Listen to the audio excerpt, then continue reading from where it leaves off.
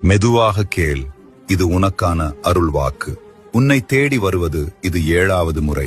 இது ஒரு சாமானிய சம்பவம் இல்லை. உன் உயிர் அழைத்ததால் தான் நான் வந்திருக்கிறேன். ஹனி, பல நாட்களாக மனதில் சுமை வைத்திருக்கிறாய். யாரிடமும் சொல்ல முடியாமல் உன் உள்ளத்தில் மட்டும் வைத்துக் கொண்டு தவிக்கிறாய்.